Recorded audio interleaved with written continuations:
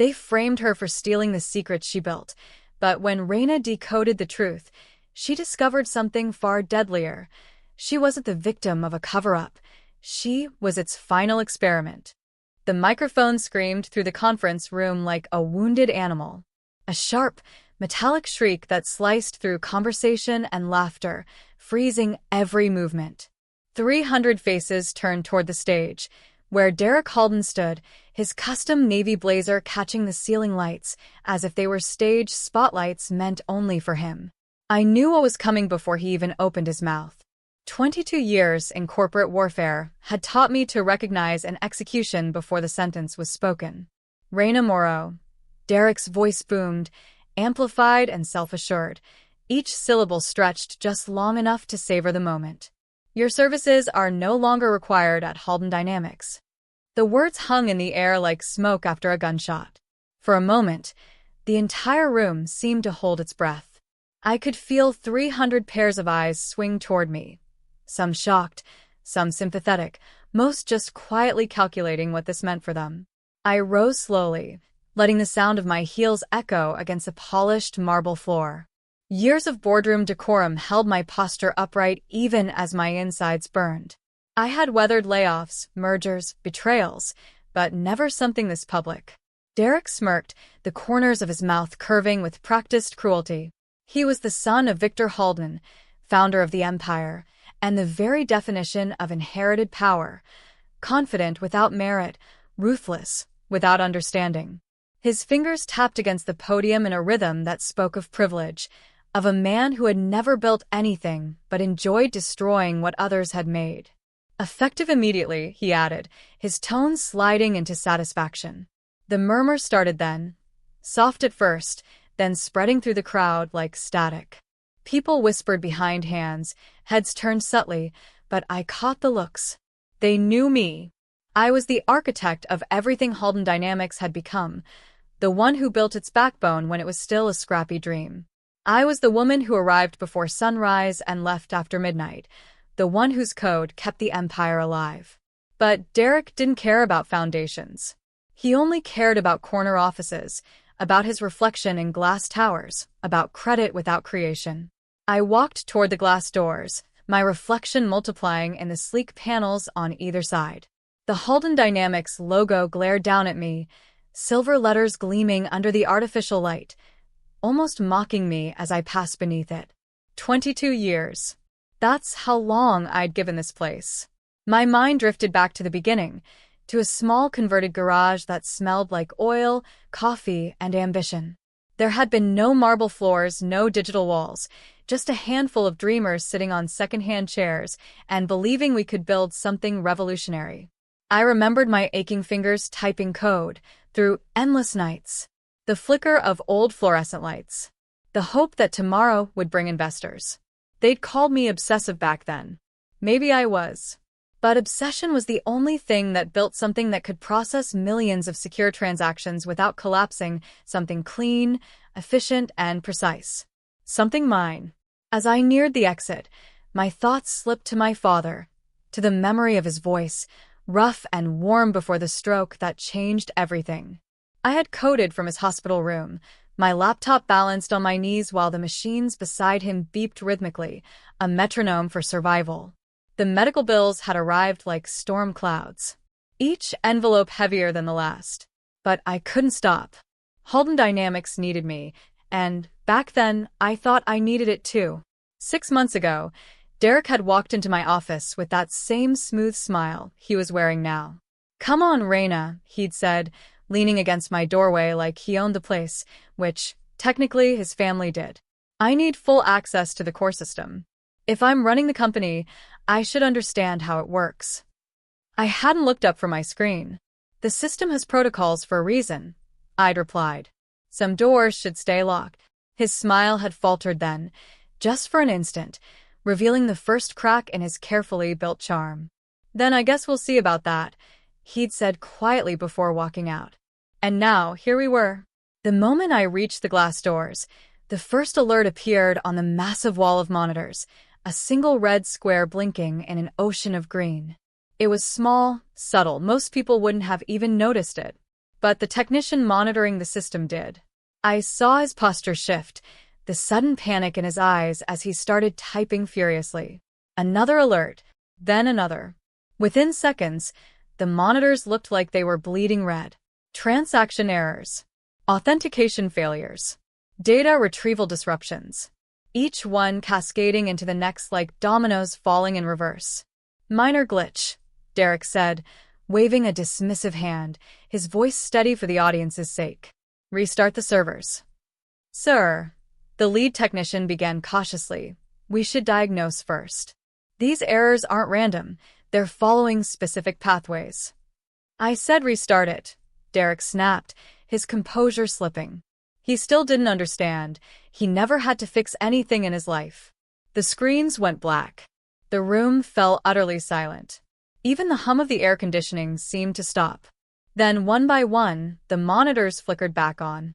3 words appeared in bold crimson text across every screen. Primary key missing. A wave of silence swept through the room. The kind that makes your heartbeat sound deafening. Derek froze, his fingers twitching uselessly.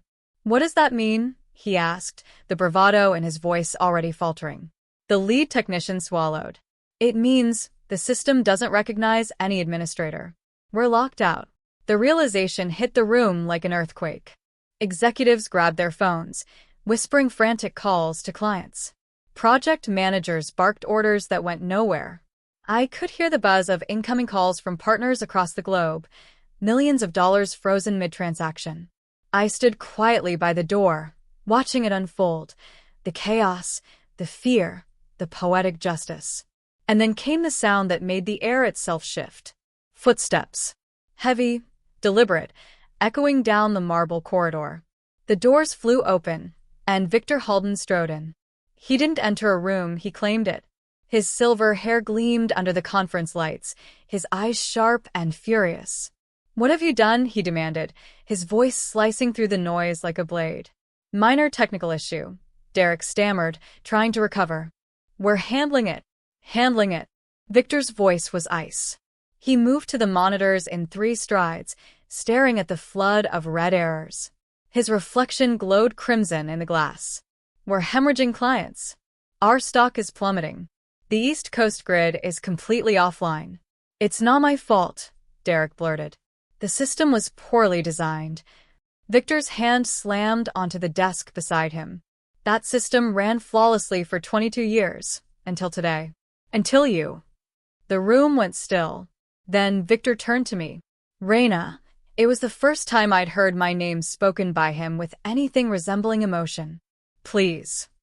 That single word, please, carried the weight of 2 decades.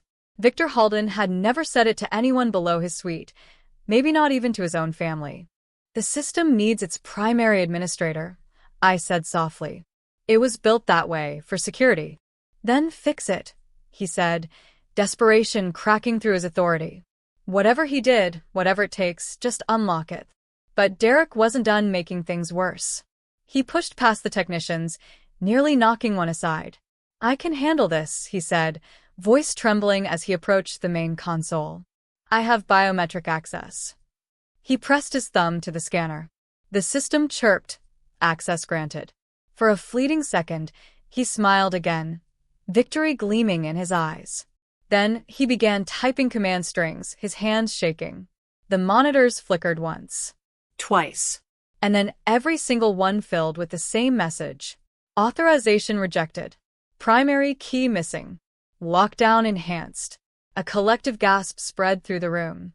The system hadn't just refused him, it had locked itself down tighter, like a living thing protecting itself from harm. You made it worse, whispered one of the engineers. And then louder. He made it worse. The words rippled through the employees like fire. The backup is nothing without the original, said the young technician, his voice shaking. We can't rebuild what we've lost. And then they all understood. Derek hadn't just failed. He'd been rejected by the very creation he tried to control.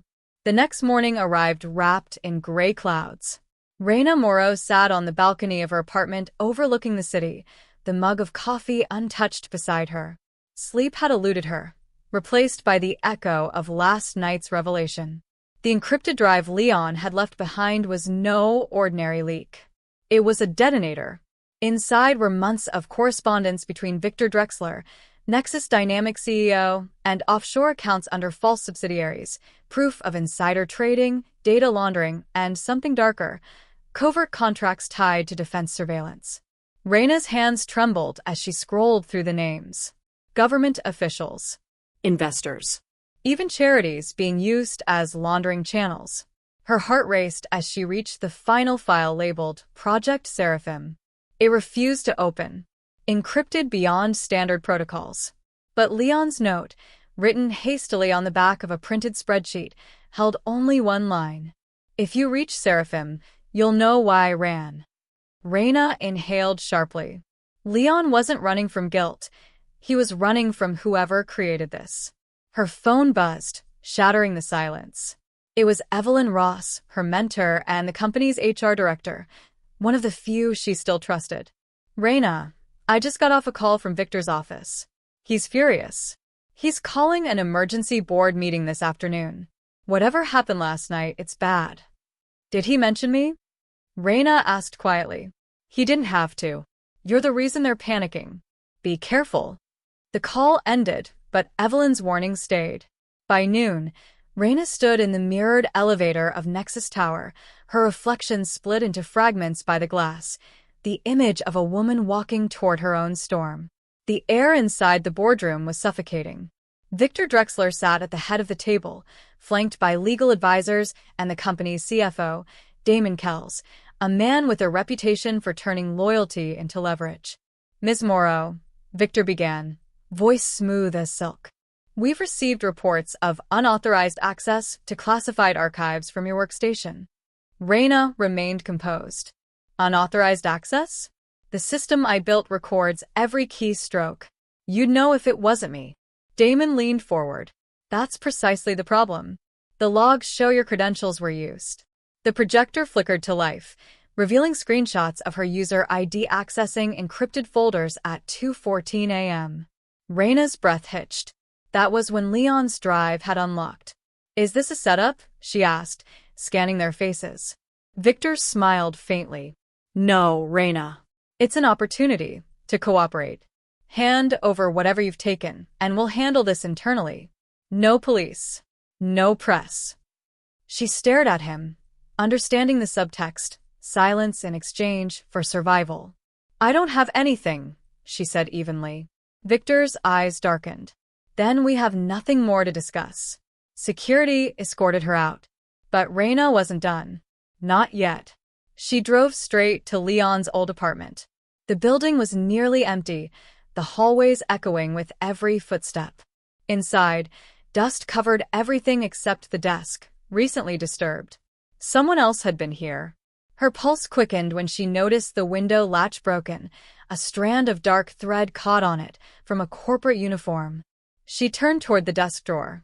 Inside lay a burner phone and a single photograph. Leon and Victor shaking hands, smiling, standing beside a digital map labeled Seraphim Mainframe, Zurich branch. Her breath trembled. Zurich. The offshore base for Nexus's data centers, and the same site where defense-grade AI was rumored to be tested. She pocketed the photo and the phone, then powered it on. The last sent message flashed on the screen. To E. Ross, he knows. Protect R. Raina froze. Evelyn Ross, her mentor, the only person she trusted. Night fell as she returned home. Rain pelted the windows, the storm outside mirroring the one inside her chest. She replayed the conversation with Evelyn, her words too careful, too rehearsed. Something wasn't right. Her phone vibrated again, this time an anonymous text. He's watching. Leave now. The lights in her apartment flickered, then went out. A silhouette appeared on her balcony. Raina grabbed the nearest object, a lamp, and aimed it toward the glass. Who's there? The figure didn't move. Then lightning illuminated the face. Leon. Alive. She stumbled backward, disbelief flooding through her. You're how? He raised a finger to his lips. Keep your voice down. They're monitoring everything. Her knees nearly gave way. You faked your death? I had to. Leon whispered. Seraphim isn't just data theft, Raina. It's an autonomous surveillance algorithm, self-learning, weaponized, and tied to political funding. Drexler plans to sell it. I try to stop him. Raina's heartbeat roared in her ears. Then why drag me into this? Because you're the only one who can expose him. You designed the encryption core. You're the key. Before she could respond, headlights flared outside, black SUVs screeching to a stop. Leon grabbed her hand. They found me. Glass shattered as armed men stormed the balcony. Leon pulled her behind the kitchen island, returning fire with a hidden pistol. The chaos lasted seconds, but in that storm of noise and smoke, he turned to her, eyes fierce. Run, Raina. A gunshot split the air. She screamed. Leon fell. Blood spread across the tiles. Raina fled into the stairwell, clutching the encrypted drive and Leon's phone. Sirens wailed in the distance as she disappeared into the rain-soaked night. 2 days later, in a safe house on the city's outskirts, Raina sat before her laptop, decoding the last layer of Project Seraphim. Leon's blood was still on her sleeve. The drive finally opened. A series of files filled the screen, footage, documents, and signed authorizations. At the bottom, a confidential memo from Evelyn Ross to Victor Drexler. Phase 2 approved. Subject RM under observation. Emotional leverage successful. Maintain contact until Seraphim deployment. Raina's vision blurred. Evelyn hadn't been her ally. She'd been controlling her. The mentorship, the sympathy, the carefully placed advice. All part of the manipulation. Tears welled up, but beneath them burned something colder, resolve. She opened Leon's final message draft, saved in the outbox. If anything happens to me, she'll finish what we started. Raina uploaded the Seraphim files to the Global Data Transparency Network. Within minutes, media outlets worldwide exploded with headlines. Nexus Dynamics exposed in global surveillance scandal. CEO and HR director under investigation for federal crimes. Raina watched silently as Victor Drexler and Evelyn Ross were led away in handcuffs on the morning news. Weeks later, Raina returned to the empty balcony where it all began. The city below glimmered under the fading dusk, bruised but breathing. Leon's voice echoed in her memory. You're the key. She whispered to the wind. You were right.